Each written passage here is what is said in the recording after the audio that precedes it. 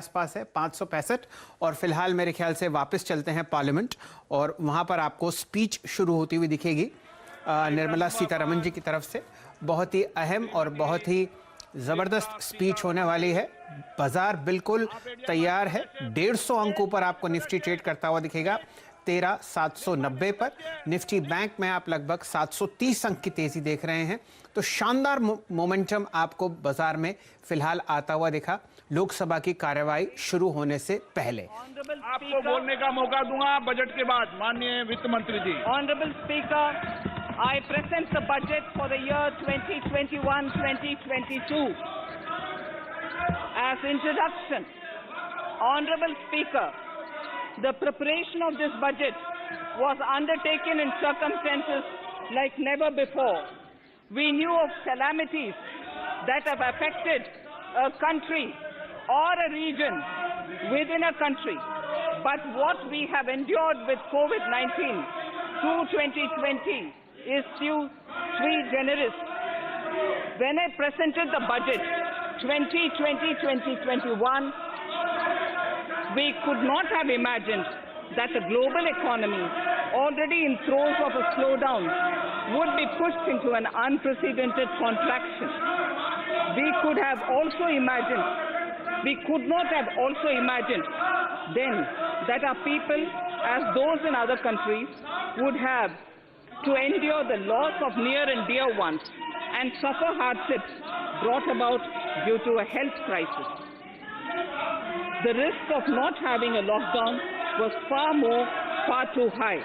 Within 48 hours of declaring a 3-week-long complete lockdown, the Prime Minister announced the Pradhan Mantri Garib Kalyan Yojana, valued at 2.76 lakh crores, that provided free food grain to 800 million people, free cooking gas for 80 million families for months, and cash directly to over 400 million farmers, women, elderly, the poor, and the needy. Even as a large section of citizens stayed home, milk, vegetables, fruit suppliers, health and sanitary workers, truck drivers, railways and public transport workers, bank employees, electricity workers, annadatas, police, firemen and the armed forces all had to go about their work as normal, but with the additional anxiety of the virus hanging over them. We recognize this, and I think I speak on behalf of everybody in this august house when I express my heartfelt gratitude to these men and women for how they were able to carry out their work and duty to provide for the nation's basics over those crucial months.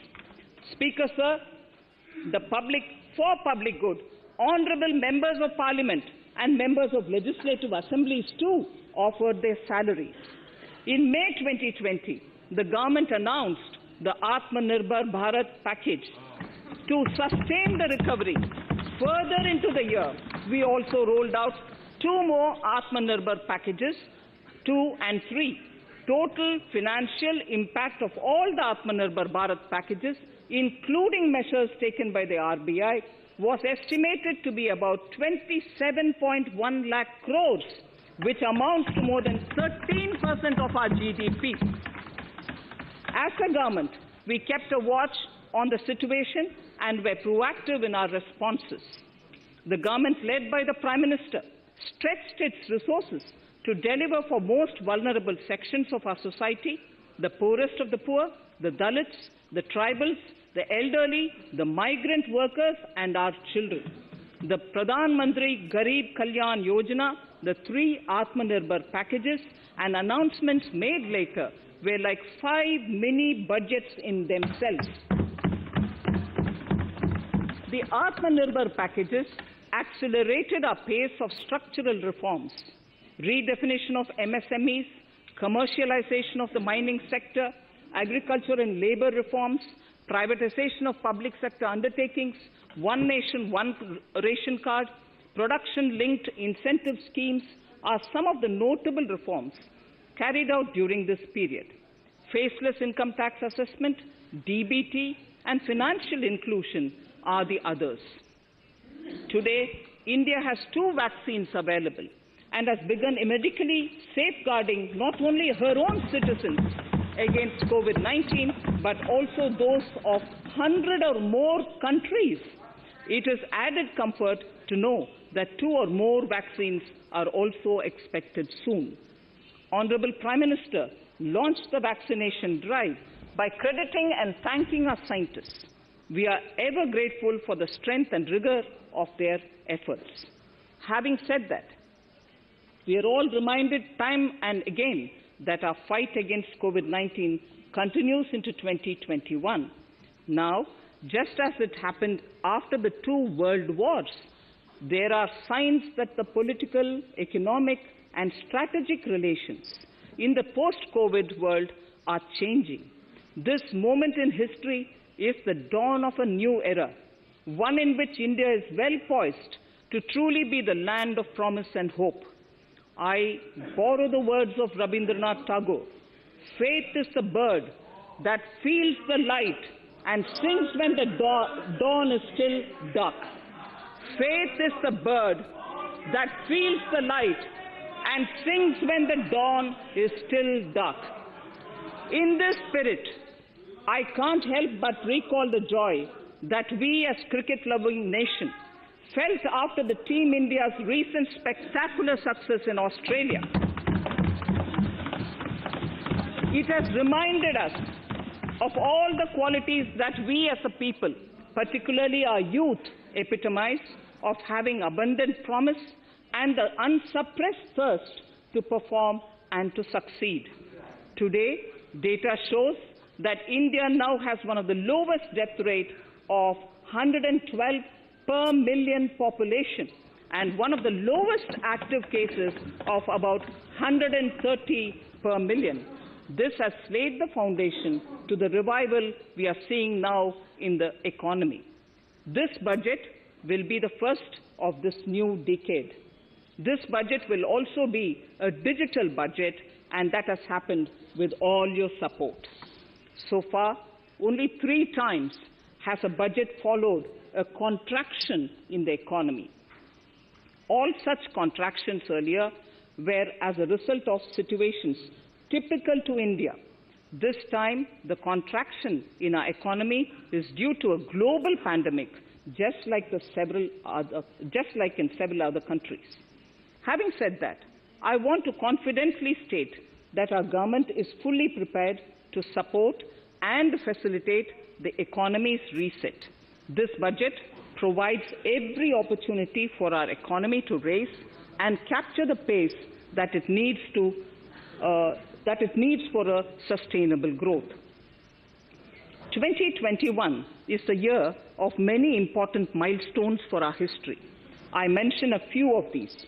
It is the 75th year of independence, 60 years of Goa's accession to India, 50 years of the 1971 India-Pakistan War.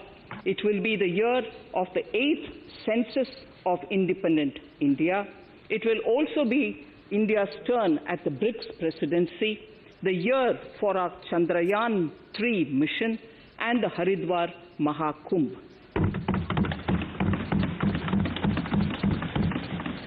Honorable Speaker, before I commence Part A of the budget, I want to take a moment to acknowledge how isolating and distancing seemed like insurmountable challenges for a country like ours that has people coming together in times of crisis.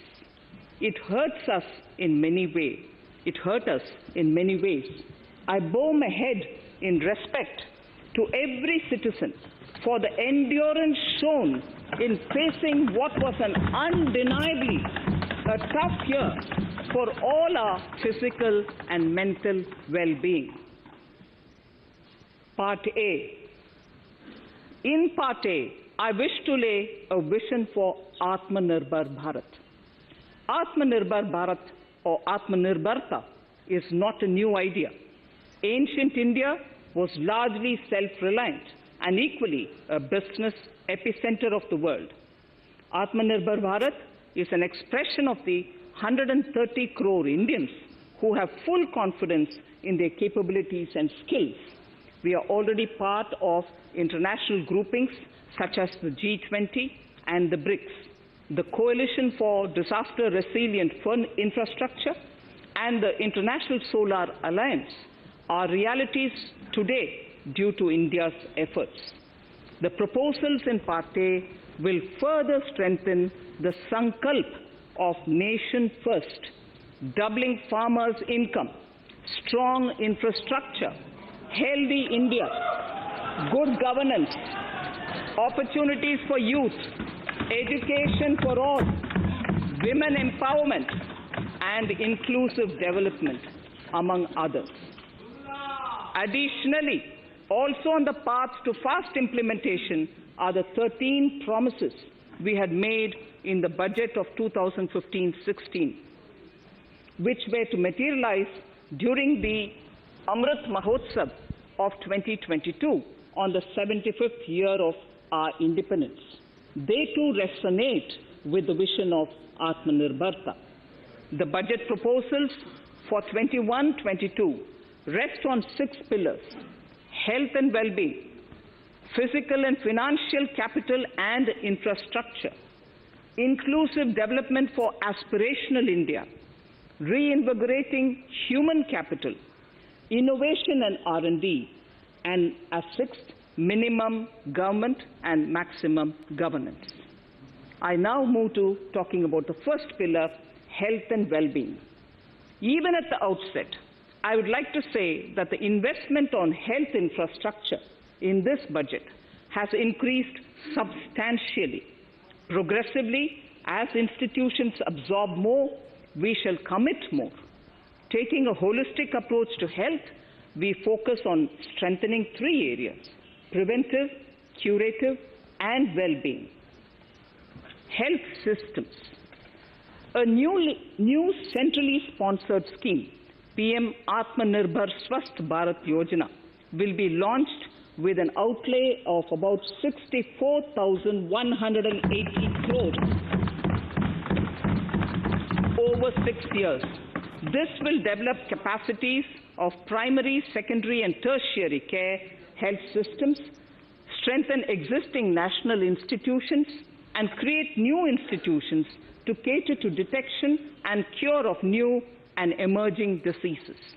This will be in addition to the National Health Mission. The main interventions under the scheme are support for over 17,000 rural and 11,000 urban health and wellness centers, setting up integrated public health labs in all districts, and 3,382 block public health units in 11 states, establishing critical care hospital blocks in 602 districts and 12 central institutions, strengthening of National Center for Disease Control, its 5 regional branches and 20 metropolitan health surveillance units, expansion of the integrated health information portal to all states and UTs to connect all public health labs, operationalization of 17 new public health units, and strengthening of 33 existing public health units at points of entry, that is, at 32 airports, 11 seaports, and 7 land crossings, setting up of 15 health emergency operations centers and 2 mobile hospitals, and setting up of a National Institution for One Health, a regional research platform for WHO, World Health Organization, Southeast Asia Region Office, 9 biosafety level 3 laboratories, and 4 regional national institutes for virology. Nutrition. To strengthen nutritional content, delivery, outreach, and outcome, we will merge the Supplementary Nutrition Program and the Poshan Abhiyan and launch the Mission Poshan 2.0. We shall adopt an intensified strategy to improve nutritional outcomes across 112 aspirational districts. Universal coverage of water supply. The World Health Organization has repeatedly stressed the importance of clean water, sanitation, and clean environment as a prerequisite to achieving universal health. The Jal Jeevan Mission Urban will be launched. It aims at universal water supply in all 4,378 urban local bodies with 2.86 crores household tap connections, as well as liquid waste management in 500 Amrit cities. It will be implemented over 5 years with an outlay of 2,87,000 crores.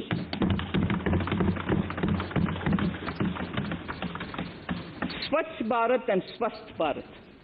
For further Swachhata of urban India, we intend to focus on complete fecal sludge management and wastewater treatment, source segregation of garbage, reduction in single-use plastic, reduction in air pollution by effectively managing waste from construction and demolition activities, and bioremediation of all legacy dump sites.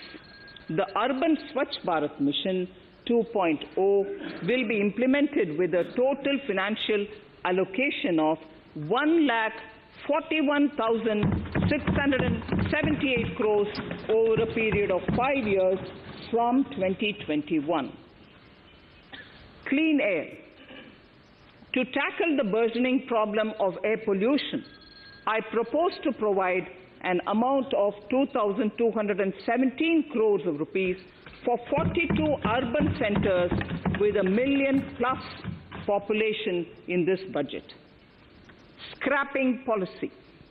We are separately announcing, Honorable Speaker, a voluntary vehicle scrapping policy to phase out old and unfit vehicles. This will help in encouraging fuel-efficient, environment-friendly vehicles, thereby reducing vehicular pollution and oil import bills. Vehicles would undergo fitness tests in automated fitness centers after 20 years in case of personal vehicles and after 15 years in case of commercial vehicles. Details of the scheme will be separately shared by the ministry. Vaccines. The pneumococcal vaccine, a made-in-India product, is presently limited to only 5 states. It will be rolled out across the country.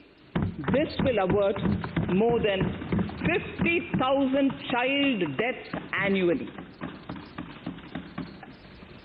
Honorable Speaker, I have provided 35,000 crores of rupees for COVID-19 vaccines in this year 21-22.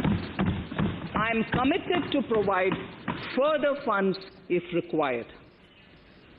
So the budget outlay for health and well-being is 2,23,846 crores in this BE 21-22, as against the BE of only 94,452 crores, and it marks an increase of 137%. The details of the same are at Annexure 1 of the speech. Honorable Speaker, I now move to the second pillar, physical and financial capital and infrastructure. Atmanirbhar Bharat, production-linked incentive schemes are things which I would like to place an emphasis. For a $5 trillion economy, our manufacturing sector has to grow in double digits on a sustained basis. Our manufacturing companies need to become an integral part of global supply chains, possess core competence and cutting-edge technology. To achieve all of the above, PLI schemes to create manufacturing global champions for an Atmanirbhar Bharat have been announced for 13 sectors. For this, the government has committed nearly 1.97 lakh crores over 5 years starting this financial year. This initiative will help bring scale and size in key sectors, create and nurture global champions, and provide jobs to our youth.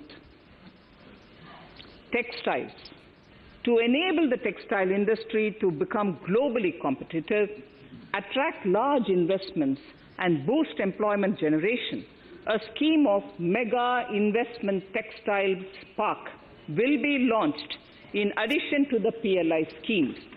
This will create world-class infrastructure with plug-and-play facilities to create global champions in exports. 7 textile parks will be established over 3 years. Infrastructure. The National Infrastructure Pipeline, which I announced in December 2019, is the first of its kind. Whole of government exercise ever undertaken by Government of India.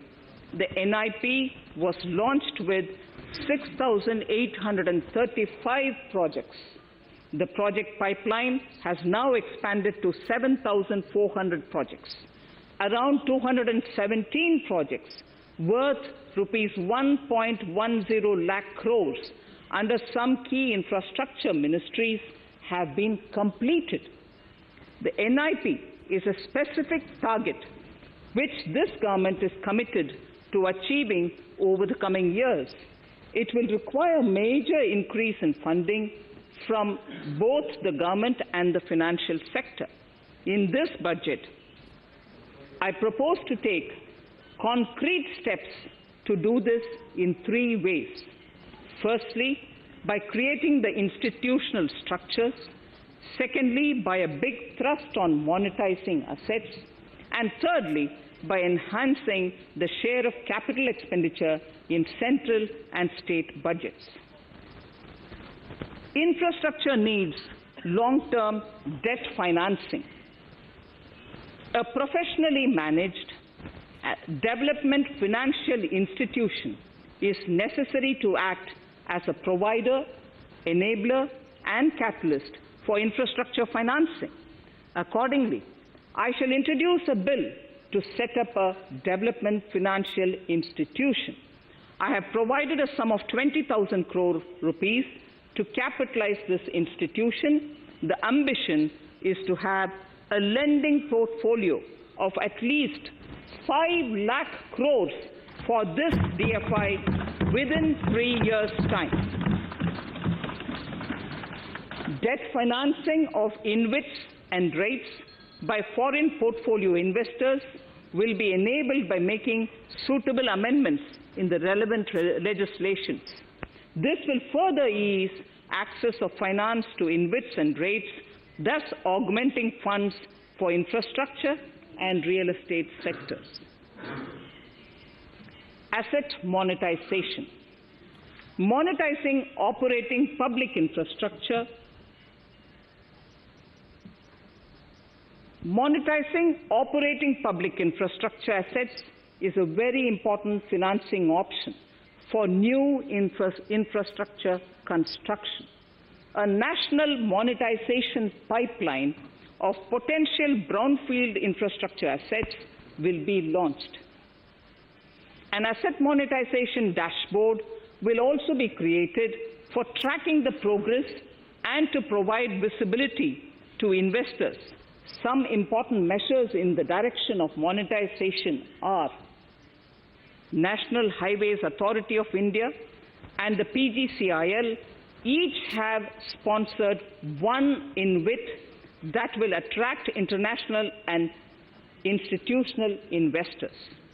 5 operational roads with an estimated enterprise value of 5,000 crores of rupees are being transferred to the NHAI InvIT. Similarly, transmission assets of value 7,000 crores will be transferred to the PGCIL InvIT. Railways will monetize dedicated freight corridor assets for operations and maintenance after commissioning. A next lot of airports will be monetized for operations and management concessions. Other core infrastructure assets that will be rolled out under the asset monetization programs are NHAI operational toll roads, 2 transmission assets of PGCL, 3 oil and gas pipelines of GAIL, Gas Authority of India Limited, IOCL and HPCL, Airports Authority of India airports in Tier 2 and 3 cities, other railway infrastructure assets, warehousing assets of CPSE, such as the Central Warehousing Corporation and NAFED, among others, and sports stadiums. Sharp increase in capital budget. In the BE 2020-21, we had provided for 4.12 lakh crores for capital expenditure. It was our effort that in spite of resource crunch, we should spend more on capital, and we are likely to end this year at around 4.39 lakh crores, which I have provided in the RE of 2020-2021. For 21-22, I propose a sharp increase in capital expenditure and thus have provided 5.54 lakh crores, which is 34.5% more than the BE of 2020-2021. Of this, I have kept a sum of more than 44,000 crores in the budget head of the Department of Economic Affairs to be provided for projects, programs, or departments that show good progress in capital expenditure and are in need of further funds. Over and above this expenditure, we would also be providing more than 2 lakh crores to states and autonomous bodies for their capital expenditure. We will also work out specific mechanisms to nudge states to spend more of their budget on creation of infrastructure.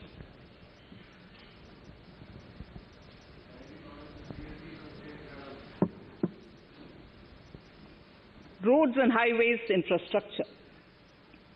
More than 13,000 kilometer length of roads at a cost of 3.3 lakh crores has already been awarded under the 5.35 lakh crores Bharatmala Pariyojana project, of which 3,800 kilometers have been constructed. By March 2022, we would be awarding another 8,500 kilometers and complete an additional 11,000 kilometers of national highway corridors.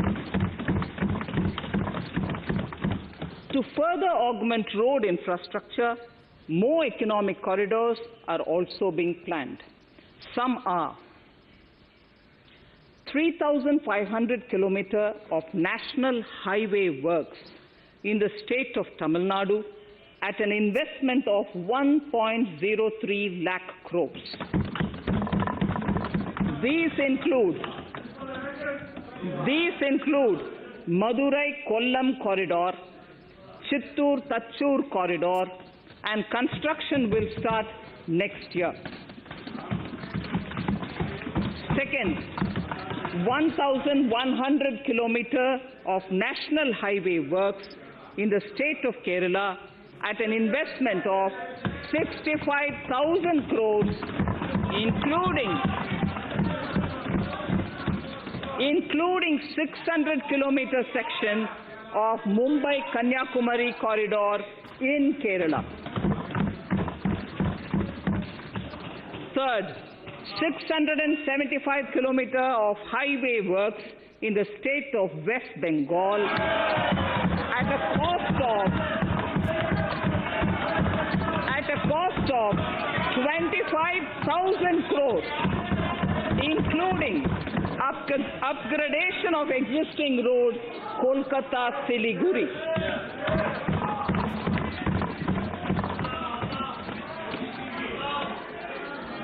National highway works of around 19,000 crores are currently in progress in the state of Assam.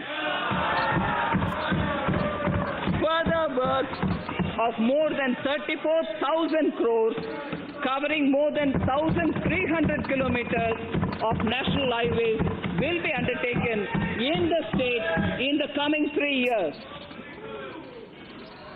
Some of the flagship corridors and other important projects that would see considerable activity in 2021-22 are in Annexure 2 to my speech. I am also providing an enhanced outlay of 1,18,101 crores, 1,18,101 crores for Ministry of Road Transport and Highways, of which 1,08,230 crores is for capital, the highest ever provided. Railway infrastructure. Honorable Speaker, sir, Indian Railways have prepared a National Rail Plan for India 2030. The plan is to create a future-ready railway system by 2030.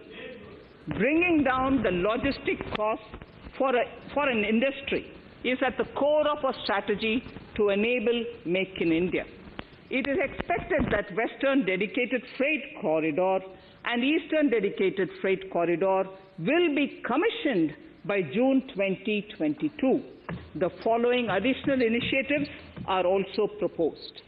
The Sonnagar-Gomo sections, 263 kilometers of Eastern Dedicated Freight Corridor, will be taken up in PPP mode in this year itself.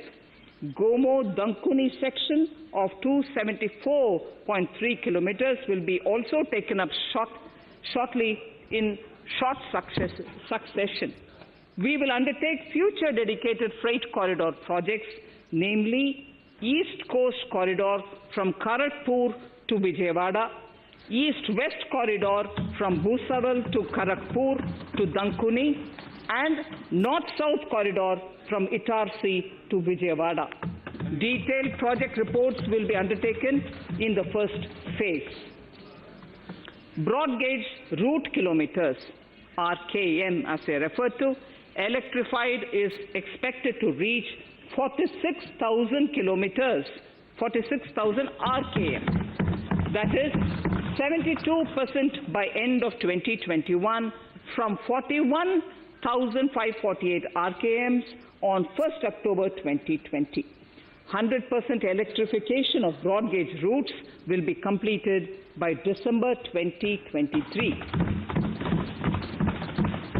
For passenger convenience and safety, the following measures are being proposed. We will introduce the aesthetically designed Vista Dome LHB coach on tourist routes to give better travel experience to passengers. The safety measures undertaken in the past few years have borne results. To further strengthen this effort, high-density network and highly utilized network routes of Indian Railways will be provided with an indigenously developed automatic train protection system that eliminates train collision due to human error. I am providing a record sum of 1,10,055 crores for railways, of which 1,07,100 crores is for capital expenditure only. Urban infrastructure. We will work towards raising the share of public transport in urban areas through expansion of metro rail networks and augmentation of city bus services. A new scheme will be launched at a cost of 18,000 crores to support augmentation of public bus transport services. The scheme will facilitate deployment of innovative PPP models to enable private sector players to finance, to acquire, to operate, and to maintain over 20,000 buses. The scheme will boost the automobile sector, provide fillip to economic growth, create employment opportunities for our youth, and enhance ease of mobility for urban residents. A total of 702 kilometers of conventional metro is operational, and another 1,016 kilometers of metro and RRTS is under construction in 27 cities. Two new technologies, that is Metro Light and Metro Neo, will be deployed to provide metro rail systems at much lesser cost with same experience, convenience, and safety in Tier 2 cities and peripheral areas of Tier 1 cities also. Central counterpart funding will be provided to Kochi Metro Railway Phase 2 of 11.5 kilometer at a cost of 1,957.05 crores. Chennai Metro Railway Phase 2 of 118.9 kilometers at a cost of 63,246 crores. Bengaluru Metro Railway Project Phase 2A and 2B of 58.19 kilometers at a cost of 14,788 crores. Nagpur Metro Rail Project Phase 2 and Nashik Metro at a cost of 5,976 crores and 2,092 crores respectively. Power infrastructure.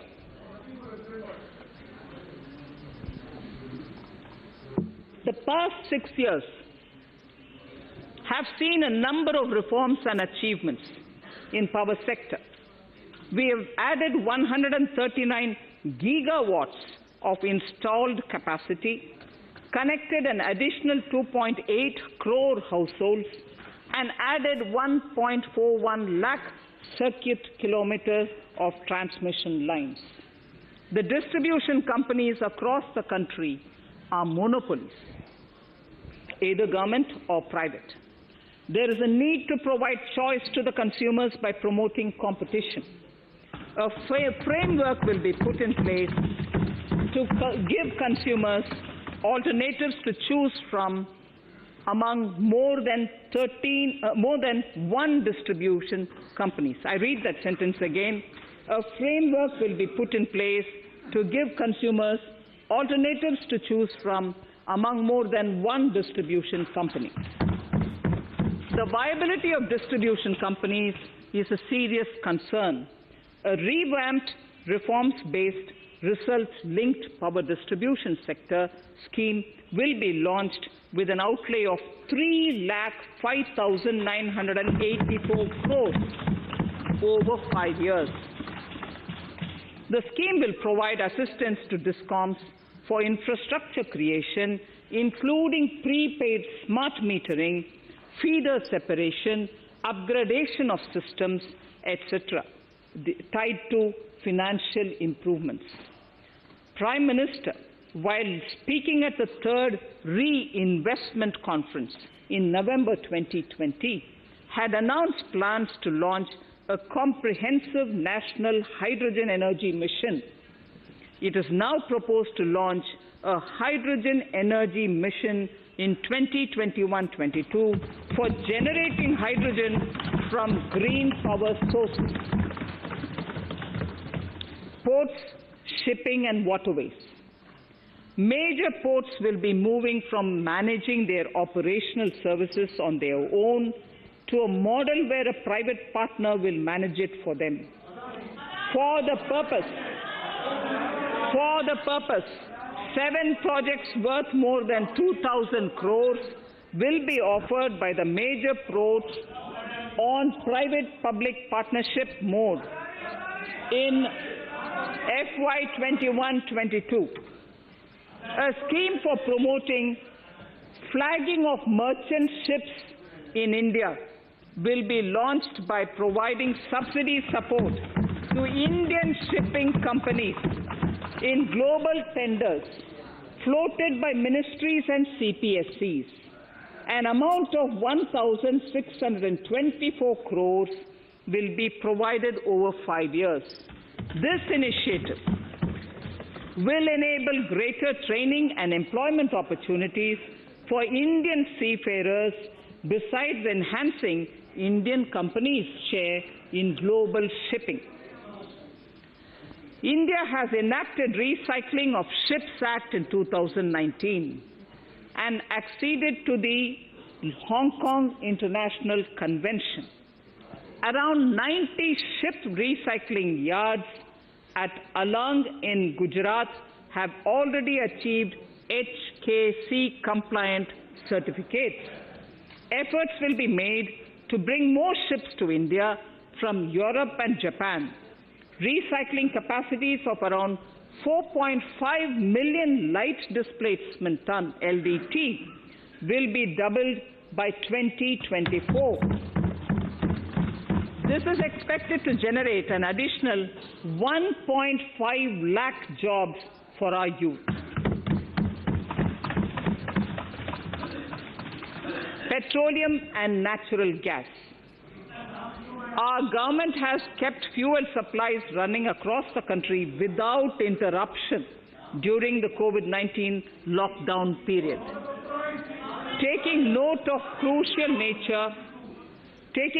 the crucial nature of the sector in people's lives, the following key initiatives are being announced. 1.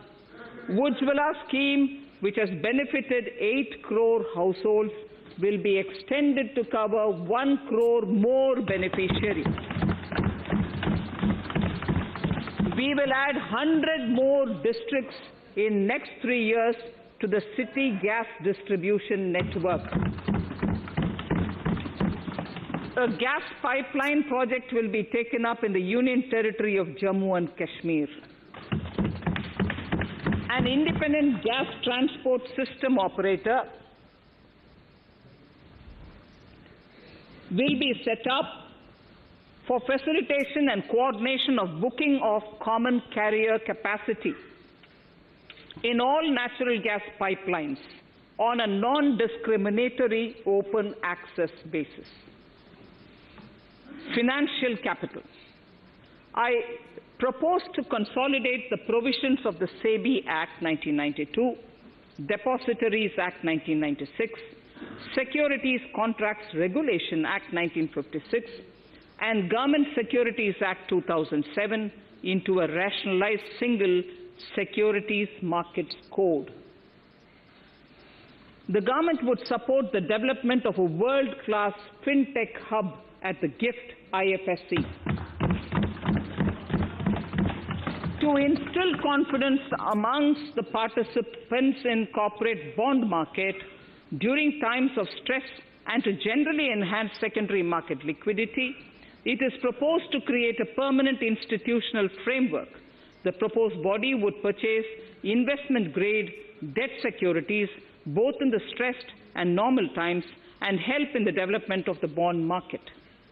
In the budget 2018-19, government had announced its intent to establish a system of regulated gold exchanges in the country.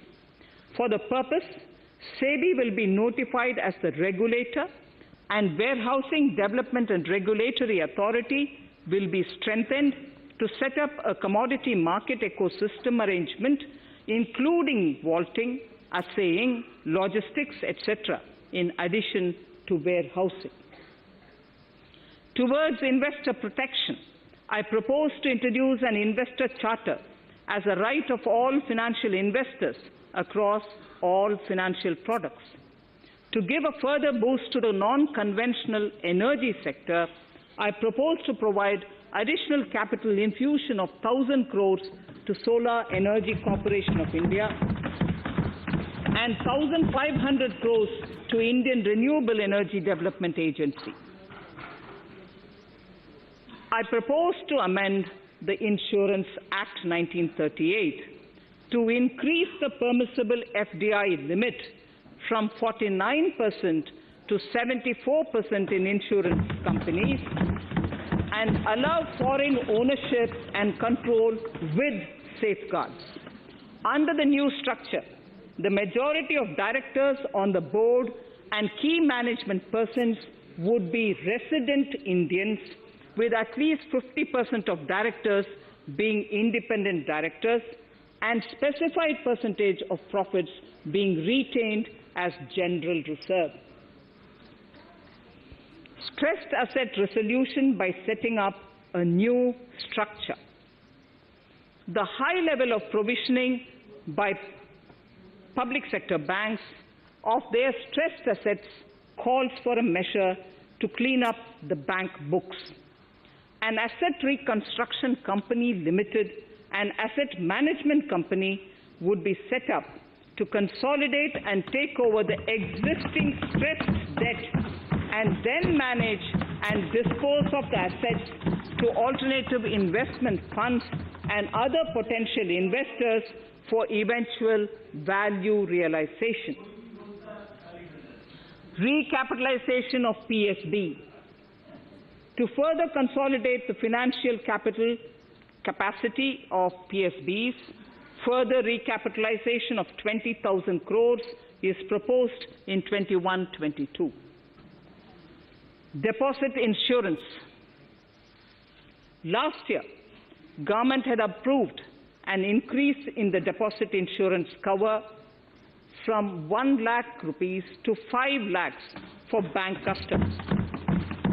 I shall be moving amendments to DICGC Act 1961 in this session itself to streamline the provision so that if a bank is temporarily unable to fulfill its obligations, the depositors of such bank can get easy and time-bound access to their deposits to the extent of the deposit insurance cover. This would help depositors of banks that are currently under stress. To improve credit discipline, while continuing to protect the interests of small borrowers, for NBFCs with minimum asset size of 100 crores, the minimum loan size eligible for debt recovery under the Securitization and Reconstruction of Financial Assets and Enforcement of Security Interests, Ifsc Act 2002, it is proposed to be reduced from the existing level of 50 lakhs to 20 lakhs. Company matters. The decriminalization of the procedural and technical compoundable offences under Companies Act 2013 is now complete. I now propose to take up decriminalization of the Limited Liability Partnerships Act 2008. Honourable Speaker, I propose to revise the definition under the Companies Act 2013 for small companies by increasing the threshold for paid-up capital from not exceeding 50 lakh to not exceeding 2 crores and turnover from not exceeding 2 crores to not exceeding 20 crores. This will benefit more than 2 lakh companies in easing their compliance requirements. As a further measure which directly benefits startups and innovators, I propose to incentivize the incorporation of one-person companies by allowing one-person companies to grow without any restriction on paid-up capital and turnover, allowing their conversion into any other type of company at any time, reducing the residency limit for an Indian citizen to set up an one-person company from 182 days to 120 days, and allow also non-resident Indians to incorporate OPCs in India. This will be a big boost for startups. To ensure faster resolution of cases, the NCLT framework will be strengthened, e-court system shall be implemented, and alternate methods of debt resolution and special framework for MSMEs shall be introduced. During the coming fiscal, we will be launching data analytics, artificial intelligence, machine learning driven MCA 2.1 version to MCA 21 version 3.0. MCA 21 version 3.0. This version 3.0 will have additional modules for e-scrutiny, e-adjudication, e-consultation, and compliance management. Disinvestment and strategic sale. In spite of COVID-19, we have kept working towards strategic disinvestment.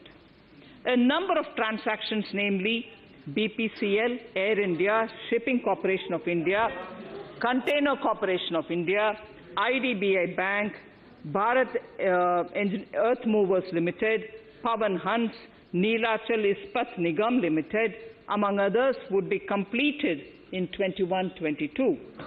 Other than IDBI Bank, we propose to take up the 2 public sector banks and 1 general insurance company in the year 21-22.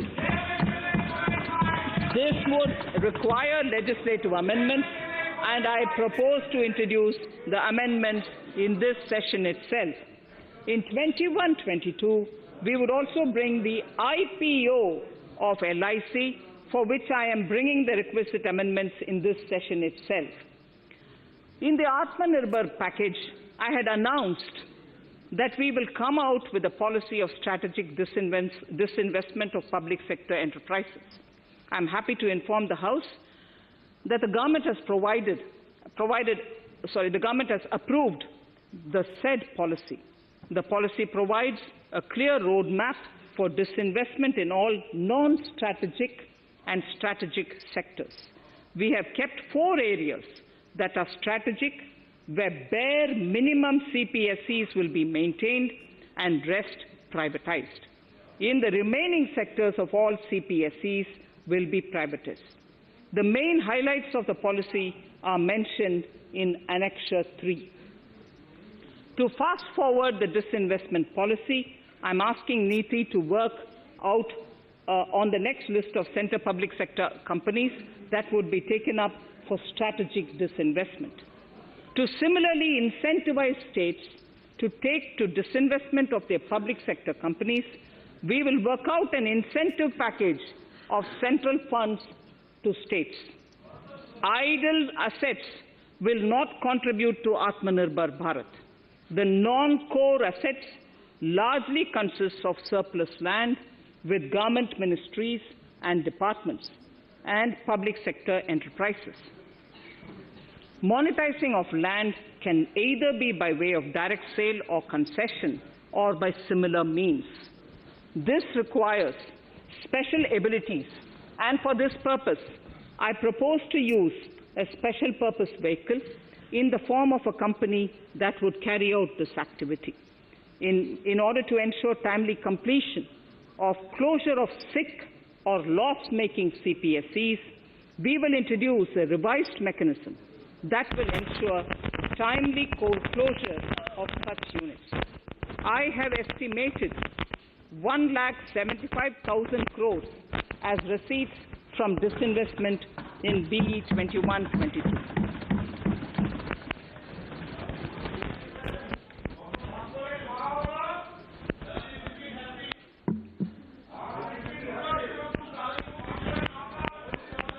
Government financial reforms. Under the Treasury Single Account, the TSA system, autonomous bodies directly draw funds from the government's account at the time of actual expenditure, saving interest costs.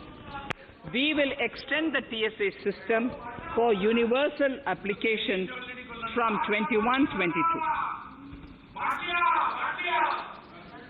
On the recommendation of the 15th Finance Commission, we have undertaken a detailed exercise to rationalize and bring down the number of centrally sponsored schemes. This will enable consolidation of outlays for better impact. The government is committed to the development of multi-state cooperatives. and will provide all support to them. To further streamline the ease of doing business for cooperatives, I propose to set up a separate administrative structure for them. So the third pillar of Atmanirbhar Bharat, inclusive development for aspirational India. Honorable Speaker, sir, under this pillar, I will cover agriculture and allied sectors, farmers' welfare and rural India, migrant workers and labor, and financial inclusion. Agriculture. Our government is committed to the welfare of farmers. The MSP regime has undergone a sea change to assure price that is at least 1.5 times the cost of production across all commodities.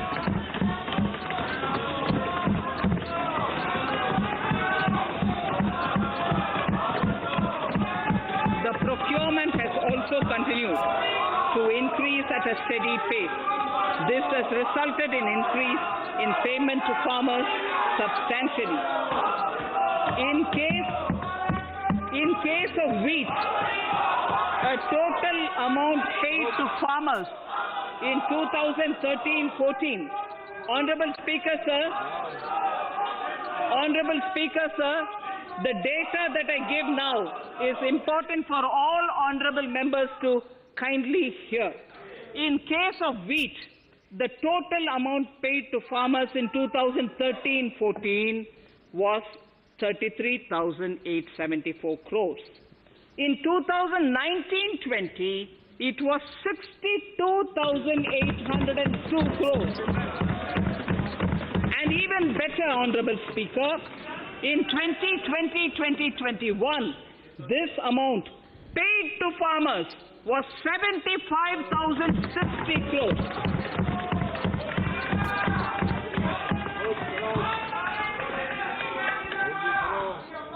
Honorable Speaker, again an important fact, the number of wheat growing farmers that were benefited increased in 2020-21 to 43.36 lakhs compared to 35.57 lakhs in 2019-20.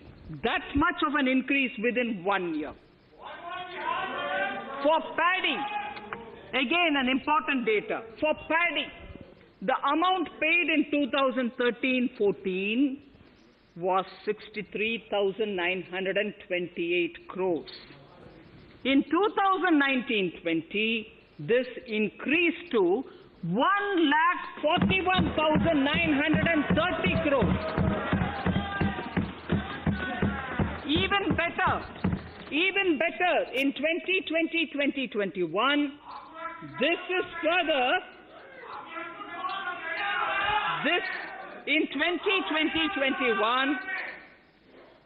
in 2020-21, this is further estimated, and I'm saying this is further estimated because the procurement is ongoing, and therefore I can't give you the final figure. This is further estimated to increase to 1,72,752 crores. The number of farmers benefited increased from 1.24 crores in 2019-20 to 1.54 crores in 2020-21. In the same way, Honorable Speaker, sir, in the case of pulses, the amount paid in 2013-14 was 236 crores. In 2019-20, this was increased to 8,285 crores. Now in 2021, it is at 10,530 crores. More than 40 times increase from 2013-14. The receipts to cotton farmers have seen a stupendous increase from 90 crores in 2013-14 to 25,974 crores I'm giving you data as of 27th January 2021. This is bound to increase. From 90 crores for cotton farmers in 2013-14 to 25,974 crores in 2021. All the details in complete narration is available in Annexure 4 to my speech. Early this year, Honorable Prime Minister had launched the Swamitwa scheme. Under this, a record of rights is being given to property owners in villages. Up till now, about 1.80 lakh property owners in 1,241 villages have been provided cards. I propose during 21-22 to extend this to cover all states and union territories. To provide adequate credit to our farmers, I have enhanced the agricultural credit target to 16.5 lakh crores in this year. We will focus on ensuring increased credit flow to animal husbandry, Pashupalan, dairy, and to Matsyakar, to the fisheries. We are enhancing the allocation to the Rural Infrastructure Development Fund from 30,000 crores to 40,000 crores. The Micro Irrigation Fund, with a corpus of 5,000 crores, has been created under NABARD. I propose to double it by augmenting it by another 5,000 crores. To boost value addition in agriculture and allied products and their exports, the scope of Operation Green Scheme that is presently applicable to only tomatoes, onions, and potatoes will be enlarged to include 22 perishable crops.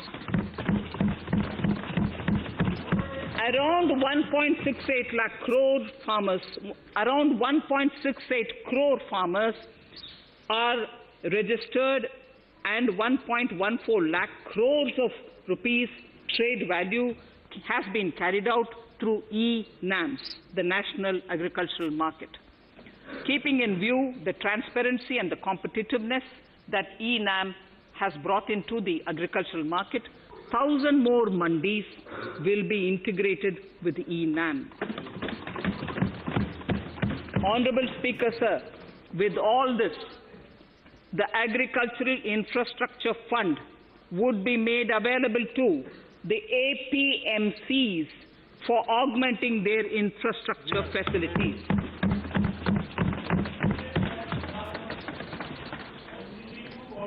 Fisheries. I'm proposing substantial investments in the development of modern fishing harbors and fish landing centers. To start with, 5 major fishing harbors, Kochi, Chennai, Visakhapatnam, Paradip, and Petua Ghat, will be developed as hubs for economic activity. We will also develop inland fishing harbors and fish landing centers along the banks of rivers and waterways. Seaweed farming is an emerging sector with potential to transform the lives of coastal communities. It will provide large-scale employment and additional incomes. To promote seaweed farming and cultivation, I propose a multi-purpose seaweed park to be established in Tamil Nadu. Migrant workers and laborers. We have launched the One Nation, One Ration Card scheme, through which beneficiaries can claim their rations anywhere in the country. Migrant workers in particular benefit from the scheme. Those staying away from their families can partially claim their ration where they are stationed, while their family in their native places can claim the rest. I'm happy to inform you that One Nation, One Ration Card plan is under implementation by 32 states and union territories, reaching about 69 crore beneficiaries. That's a total of 86% beneficiaries covered. The remaining 4 states and UTs will be integrated in the next few months. To further extend our efforts, towards the unorganized labor force, migrant workers in particular. I propose to launch a portal that will collect relevant information on gig workers, building and construction workers, among others. This will help formulate health, housing, skill, insurance credit, and food schemes for all migrant workers. We will conclude a process that began 20 years ago with the implementation of the 4 labor codes. For the first time globally, social security benefits will be extended to gig and platform workers.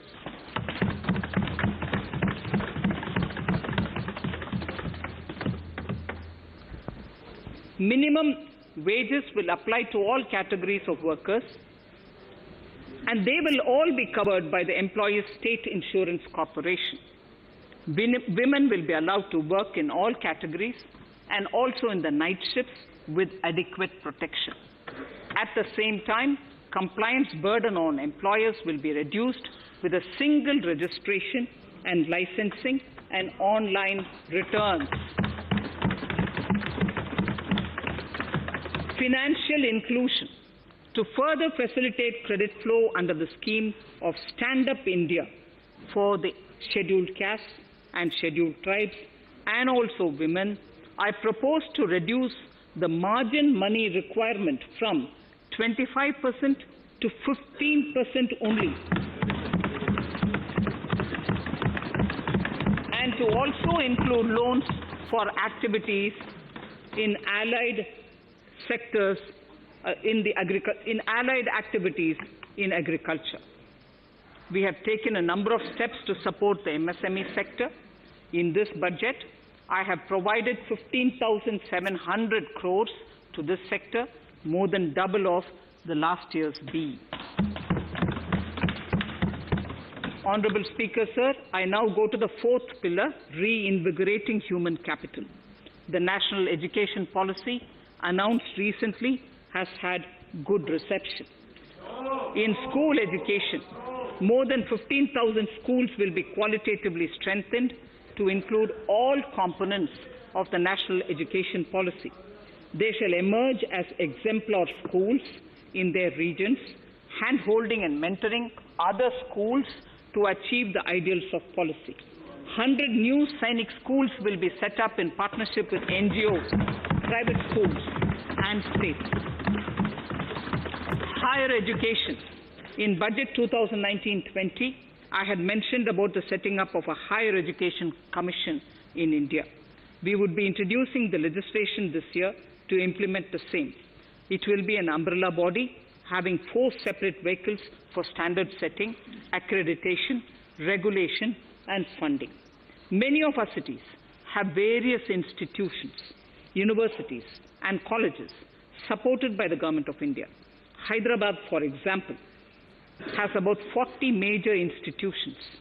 In 9 such cities, we will create a formal umbrella structure so that these institutions can have better synergy while also retaining their internal autonomy. A glue grant will be set aside for this purpose. For accessible higher education in Ladakh, I propose to set up a central university in Leh.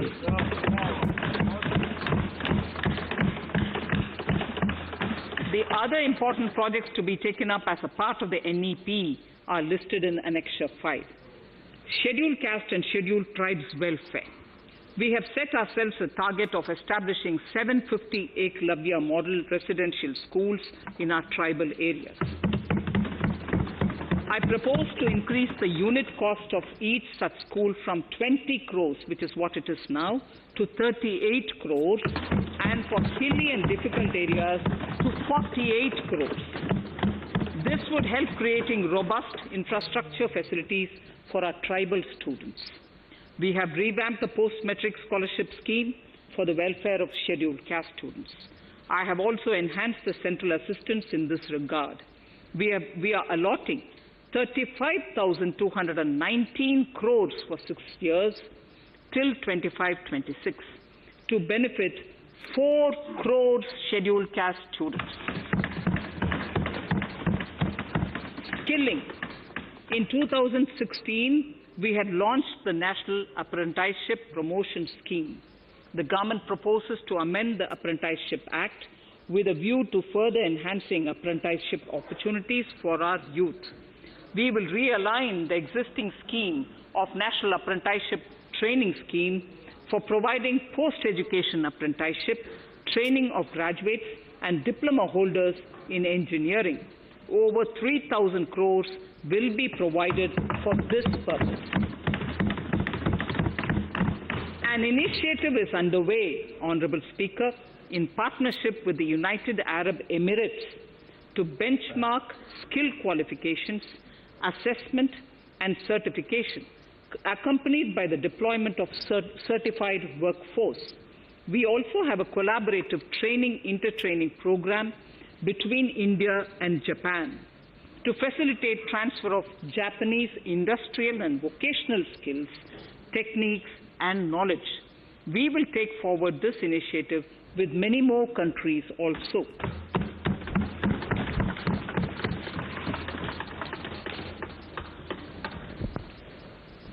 Innovation and R&D. In my budget speech of 2019, I had announced the National Research Foundation. We have now worked out the modalities, and the NRF outlay will be of 50,000 crores over 5 years. It will ensure that the overall research ecosystem in the country is strengthened with focus on identified national priority thrust areas. There has been a manifold increase in digital payments in the recent past. To give a further boost to digital transactions, I earmarked 1,500 crores for a proposed scheme that will provide financial incentive to promote digital mode of payment. We will undertake a new initiative, National Language Translation Mission. This will enable the wealth of governance and policy-related knowledge on the internet being made available in major Indian languages.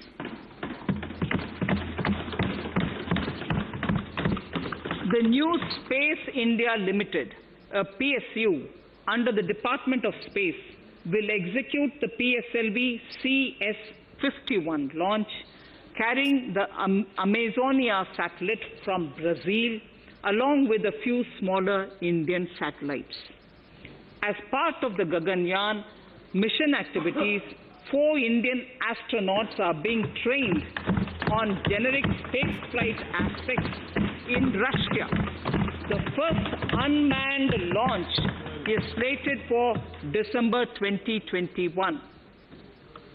Our oceans are a storehouse of living and non-living resources. To better understand this realm, we will launch a deep ocean mission with a budget outlay of more than 4,000 crores over 5 years. This mission will cover deep ocean survey exploration and projects for the conservation of deep sea biodiversity. I come to the 6th pillar, Honorable Speaker, minimum government, maximum governance. Honorable Speaker, sir, this is the last of the 6 pillars. This will outline plans for reforms in one of our core principles of minimum government, maximum governance. We have taken a number of steps to bring reforms in tribunals in the last few years for speedy delivery of justice. Continuing with the reforms process, I now propose to take further measures to rationalize the functioning of tribunals. We have introduced the National Commission for Allied Healthcare Professionals Bill in Parliament. National Commission for Allied Healthcare Professionals Bill in the Parliament, with a view to ensure transparent and efficient regulation of 56 allied healthcare professionals. Additionally, to bring about transparency, efficiency, and governance reforms in the nursing profession, the National Nursing and Midwifery Commission Bill will be introduced by the government for passing. to have ease of doing business for those who deal with government or CPSCs and carry out contracts, I propose to set up a conciliation mechanism and mandate its use for quick resolution of contractual disputes. This will instill confidence in private investors and contractors. Honorable Speaker, sir, the forthcoming census could be the first digital census in the history of India.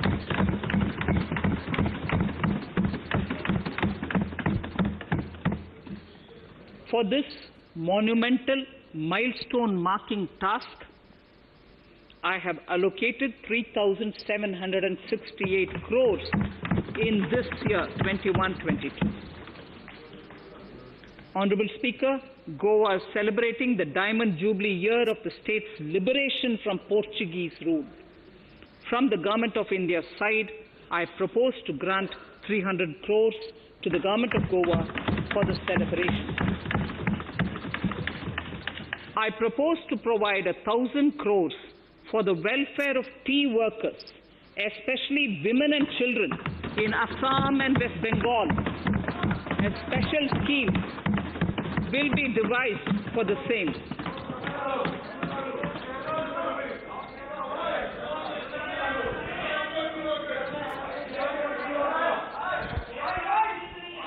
Fiscal position. Fiscal position. In these last few paragraphs of part A of my speech, I draw the attention of this august House to the fact that at the beginning of the current financial year, the pandemic's impact on the economy resulted in a weak revenue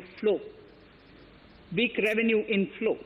This was combined with high expenditure to provide essential relief to vulnerable sections of the society, especially the poor, the women, scheduled castes, and scheduled tribes.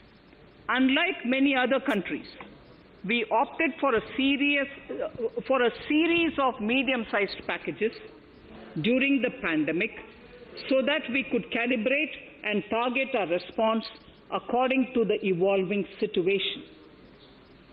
Once the health situation stabilized and the lockdown was being slowly lifted, we switched to ramping up government spending so as to revive domestic demand. As a result, against an original BE expenditure of 30.42 lakh crores for 2020-21, our RE estimates are 34.50 lakhs. 30.42 now within the year going up to 34.5 lakh crores. We have maintained quality of expenditure. The capital expenditure estimated in the RE is 4.39 lakh crores as against 4.12 lakh crores in the BE stage.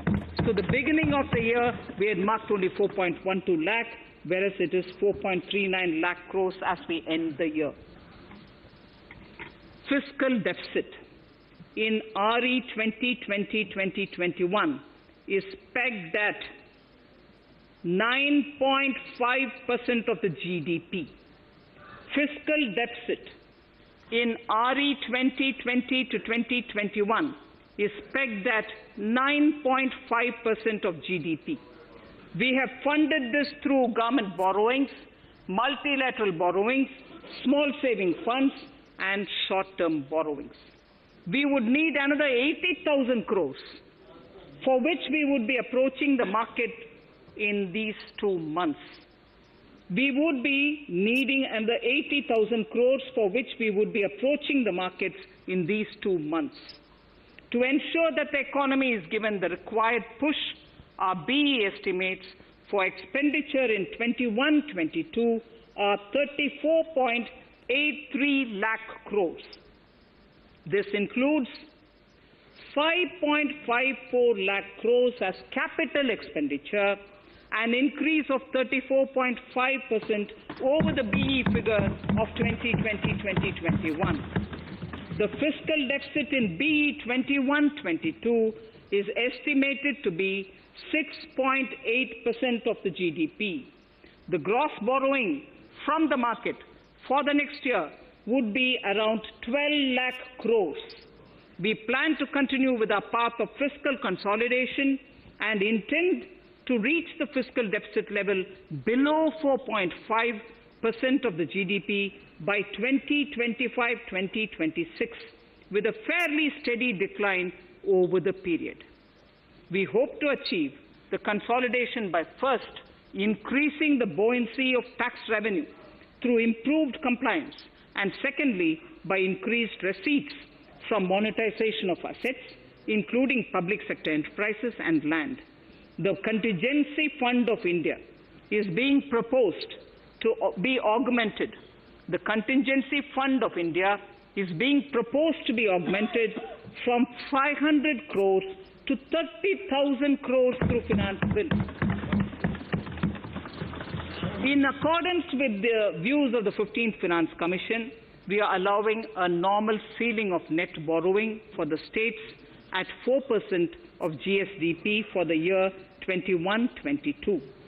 A portion of the ceiling will be earmarked to be spent on incremental capital expenditure. Additional borrowing ceiling of 0.5% of the GSDP will also be provided, subject to conditions.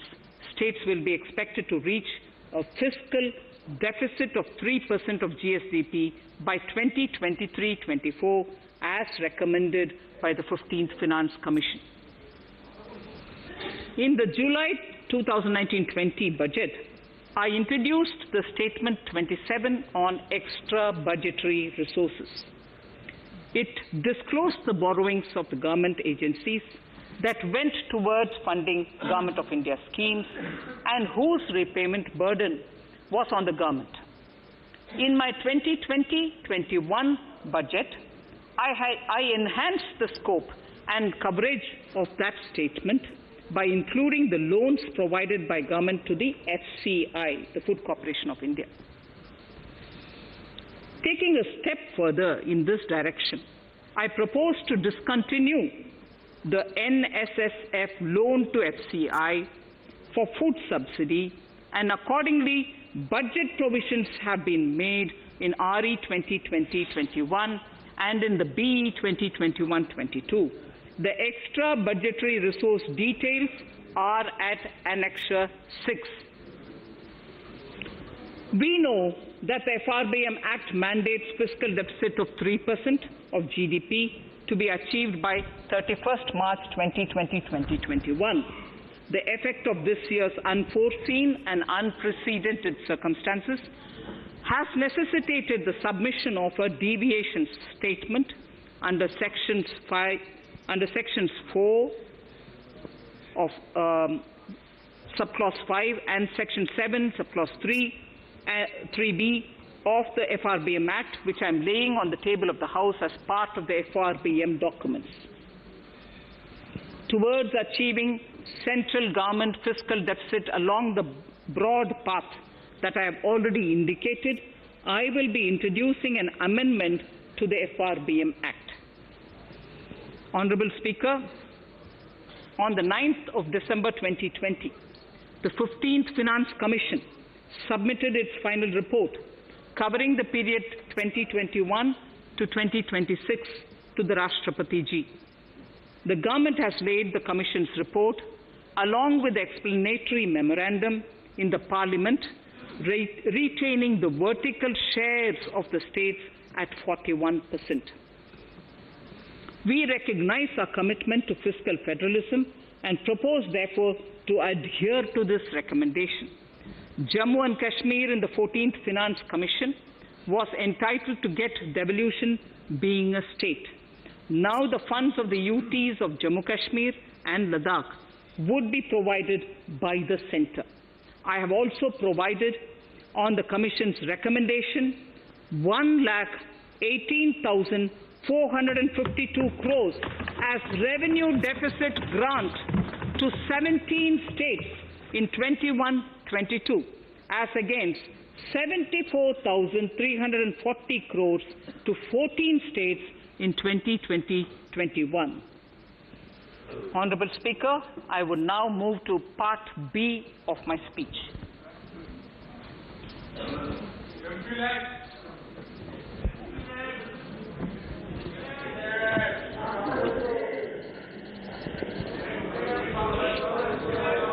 Honorable Speaker, the world is facing a serious challenge of the pandemic and its aftershock.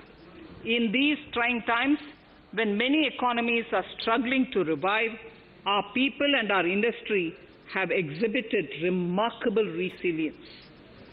As I mentioned already, post-pandemic, a new world order seems to be emerging, one in which Asia is poised to occupy a prominent position, and India will have a leading role therein. In this scenario, our tax system has to be transparent, efficient, and should promote investments and employment in our country.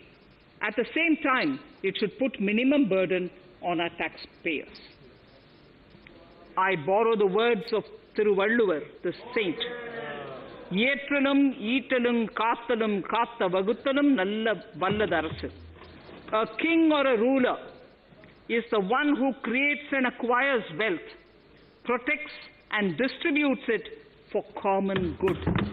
Tirukkural. Direct tax proposals. Keeping this in mind, the words of Tirukkural, our government introduced a series of reforms in the direct tax system for the benefit of our taxpayers and economy. Few months prior to the pandemic, in order to attract investments, we slashed our corporate tax rate to make it among the lowest in the world. The dividend distribution tax too was abolished. The burden of taxation on small taxpayers was eased by increasing rebates. In 2020, the return filers saw a dramatic increase to 6.48 crores from 3.31 crores in 2014. In the direct tax administration, we had recently introduced the faceless assessment and faceless appeal. I now seek to take further steps to simplify the tax administration, ease compliance, and reduce litigation. Relief to senior citizens. I begin my direct tax proposals by offering my pranam to our senior citizens. Many of them, despite having foregone several basic necessities of their own, have strived to build our nation. Now in the 75th year of independence of our country, when we continue our endeavor with renewed vigor, we shall reduce compliance burden on our senior citizens who are 75 years of age and above. For senior citizens who only have pension and interest income, I propose exemption from filing their income tax returns.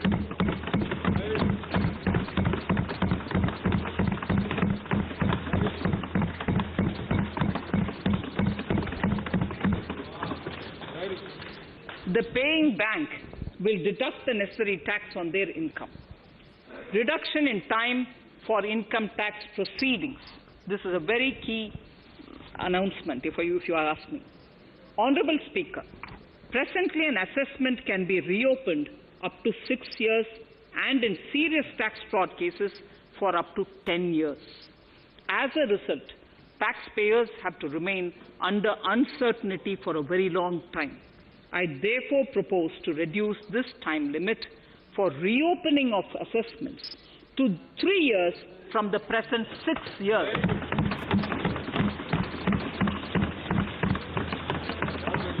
In serious tax evasion cases too, only where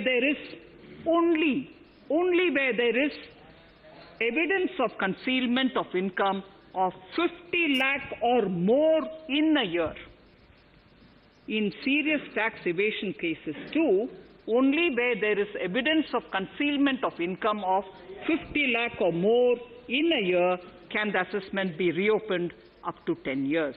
Even this reopening can be done only after the approval of the Principal Chief Commissioner, the highest level of income tax department.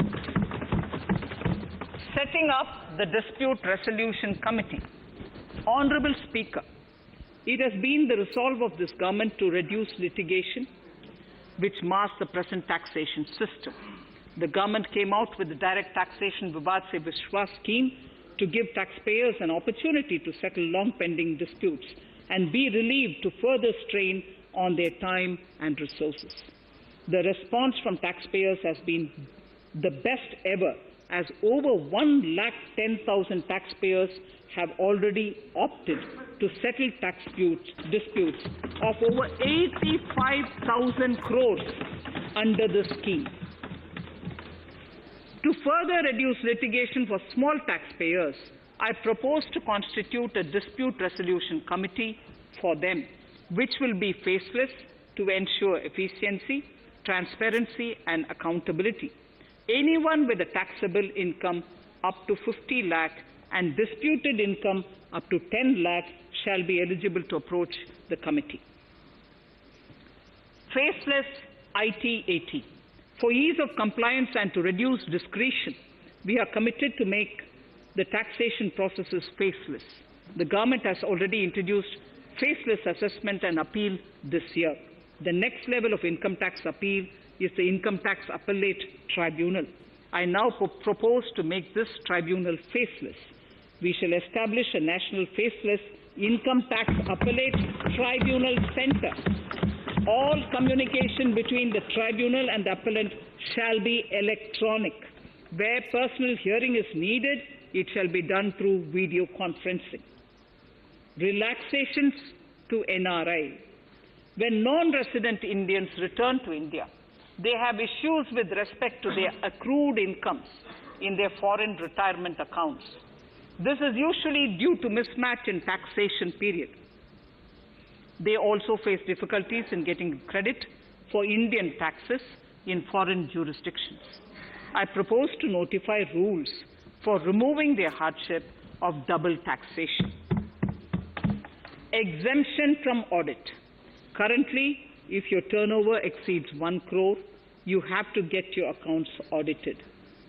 In February 2020 budget, I had increased the limit for tax audit to 5 crores for those who carry out 95% of their transactions digitally.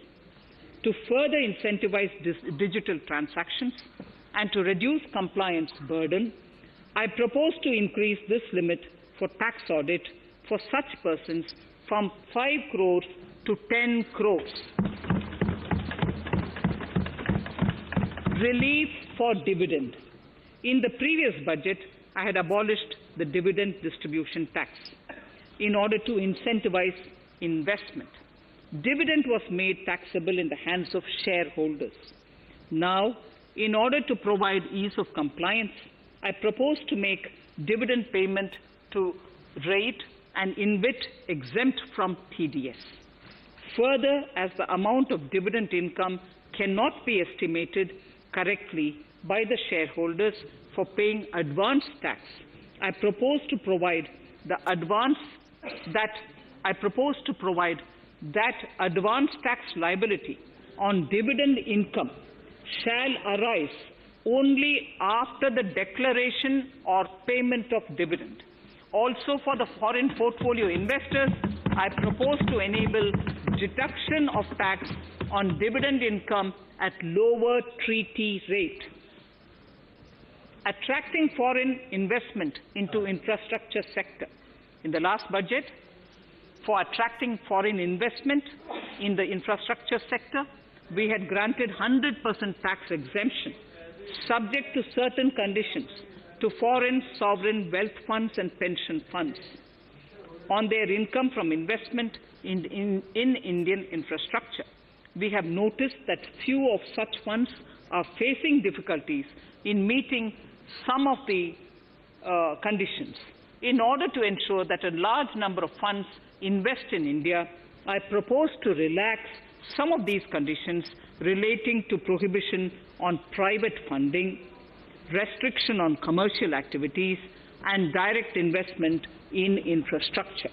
In order to allow funding of infrastructure by issue of zero coupon bonds, I propose to make notified infrastructure debt funds eligible to raise funds by issuing tax-efficient zero-coupon bonds. Affordable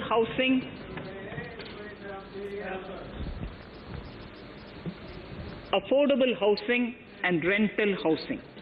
This government sees housing for all and affordable housing as priority areas. In July 2019 budget, I provided an additional deduction of interest amounting to 1.5 lakh for loan taken to purchase an affordable house. I propose to extend the eligibility of this condition by 1 more year to 31st March 2022. The additional deduction of 1.5 lakh shall therefore be available for loans taken up to 31st March 2022 for the purchase of affordable houses.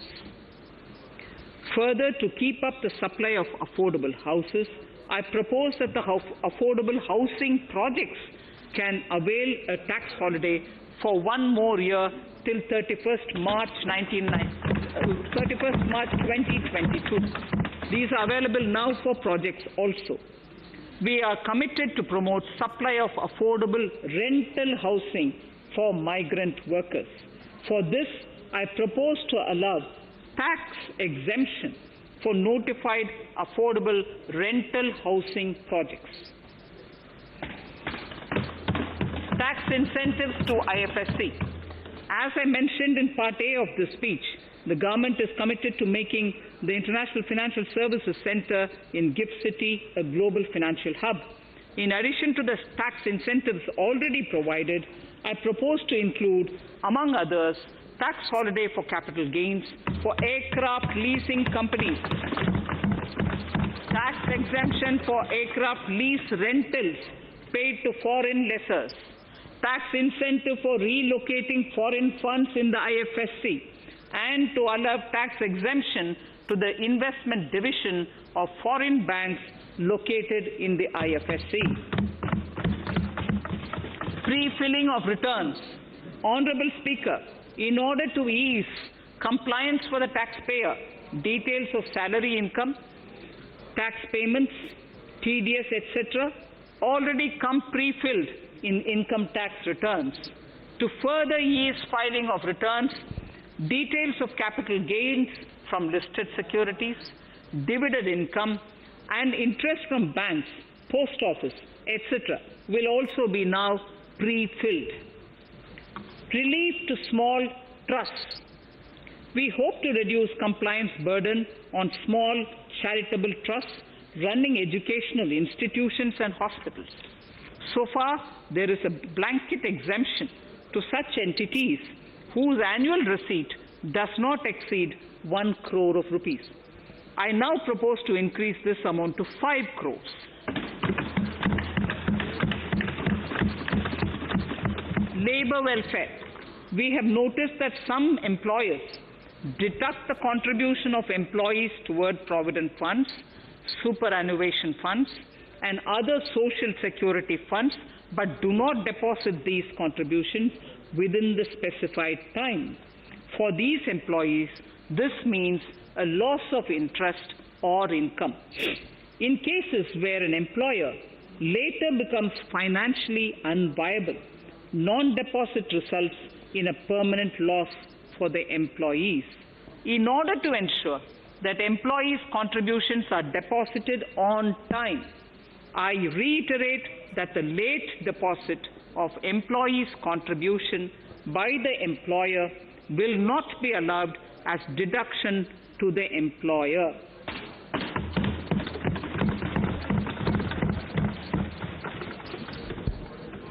Incentives for startups. In order to incentivize startups in the country, I propose to extend the eligibility for claiming tax holiday for startups by 1 more year, till 31st March 2022.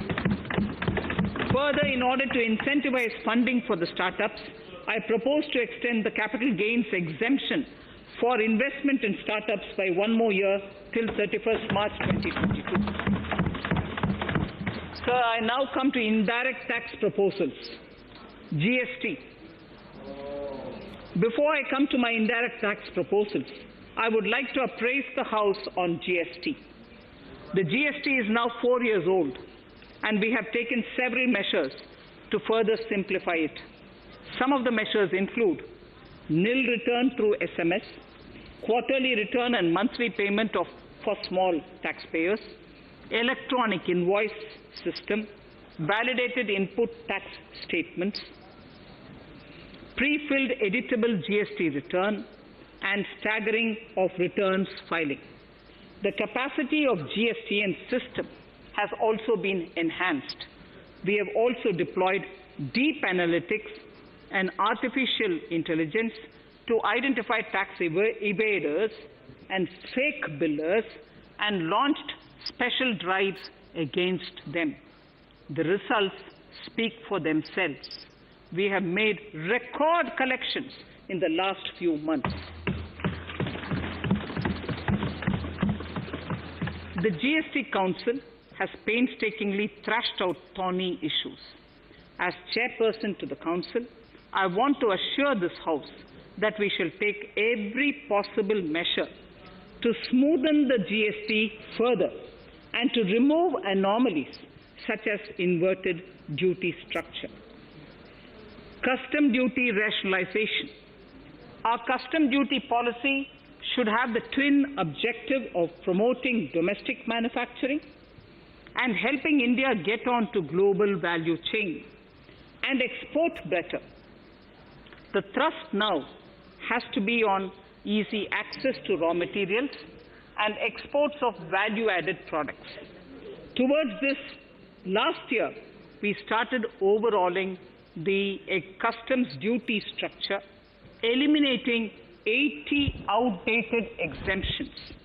I also thank everyone who responded overwhelmingly to a crowdsourcing call for suggestions on this revamp. I now propose to review more than 400 old exemptions this year. I repeat, I now propose to review more than 400 old exemptions this year. We will conduct this through extensive consultations, and from 1st October 2021, we will put in place a revised customs duty structure free of distortions. I also propose that any new customs duty exemptions, therefore, henceforth will have validity up to 31st March, following 2 years from the date of the issue. Electronic and mobile phone industry. Domestic electronic manufacturing has grown rapidly. We are now exporting items like mobiles and chargers. For greater domestic value addition, we are withdrawing a few exemptions on part of chargers and subparts of mobiles. Further, some parts of mobiles will move from nil rate to a moderate 2.5%. Iron and steel. MSMEs and other user industries have been severely hit by a recent sharp rise in iron and steel prices. Therefore, we are reducing customs duty uniformly to 7.5% on semis, flats, and long products of non-alloy, alloy, and stainless steels. To provide relief to metal recyclers, mostly MSMEs, I am exempting duty on steel scrap for a period up to 31st March 2022. Further, I am also revoking ADD and CVD on certain steel products. Also, to provide relief to copper recyclers, I am reducing duty on copper scrap from 5% to 2.5%. Textiles. The textile sector generates employment and contributes significantly to the economy. There is a need to rationalize duties on raw material inputs to man-made textiles.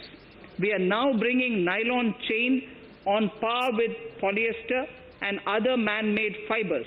We are uniformly reducing the BCD rates on caprolactam, nylon chips, nylon fiber, and yarn to 5%. This will help the textile industry, MSMEs, and also overall exports. Chemicals. We have calibrated customs duty rates on chemicals to encourage domestic value addition and to remove inversions. Apart from other items, we are reducing customs duty on naphtha to 2.5% to correct inversion. Gold and silver presently attract a basic customs duty of 12.5%. Since the duty was raised from 10% in July 19, prices of precious metals have risen sharply. To bring it closer to previous levels, we are rationalizing customs duty on gold and silver. Renewable energy. In Part A, we have already acknowledged that solar energy has huge promise for India.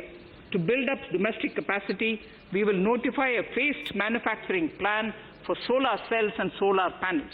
At present, to encourage domestic production, we are raising duty on solar inverters from 5% to 20% and on solar lanterns from 5% to 15%. Capital equipment and auto parts. There is immense potential in manufacturing heavy capital equipment domestically. We will comprehensively review the rate structure in due course. However, we are revising duty rates on certain items immediately. We propose to withdraw exemptions on tunnel boring machine. It will attract a customs duty of 7.5% and its parts a duty of 2.5%. We are raising customs duty on certain auto parts to 15% to bring them on par with general rate on auto parts. MSME products. We are proposing certain changes to benefit MSMEs. We are increasing duty from 10 to 15% on steel screws and plastic builder wares. On prawn feed, we increase it from 5 to 15%. We are rationalizing exemption on import of duty-free items as an incentive to exporters of garments, leather, and handicraft items. Almost all of these items are made domestically by our MSMEs. We are withdrawing exemption on imports of certain kinds of leathers as they are domestically produced in good quantity and quality, mostly by MSMEs. We are also raising customs duty on finished synthetic gemstones to encourage domestic processing. Agriculture products to benefit farmers. We are raising customs duty on cotton from nil to 10%, on raw silk and silk yarn from 10 to 15%. We are also withdrawing end-use-based concession on denatured ethyl alcohol. Currently, rates are being uniformly calibrated to 15% on items like maize, bran, rice bran, oil cake, and animal feed additives. There is an immediate need to improve agricultural infrastructure so that we produce more while also conserving and processing agricultural output efficiently. This will ensure enhanced remuneration for our farmers. To earmark resources for this purpose, I propose an agricultural infrastructure and development cess on a small number of items. However, while I'm applying this cess, we have taken care not to put additional burden on consumers on most items. Rationalization of procedures and easing of compliance. For a judicious application, we propose certain changes in the provisioning related to ADD, anti-dumping duty, and CVD, countervailing duty levies. To complete customs investigation, we are prescribing definite timelines. In 2020, we rolled out the Turant Customs Initiative, which brought in faceless, paperless, and contactless customs measures. With effect from September 2020, we have implemented a new procedure for administration of rules of origin. This has helped in putting a check on misuse of FTAs.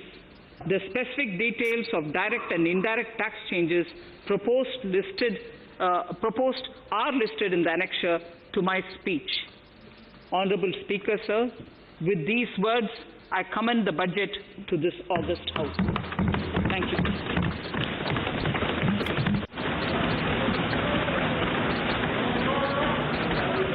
Item number 1, माननीय मंत्री जी, item number 1।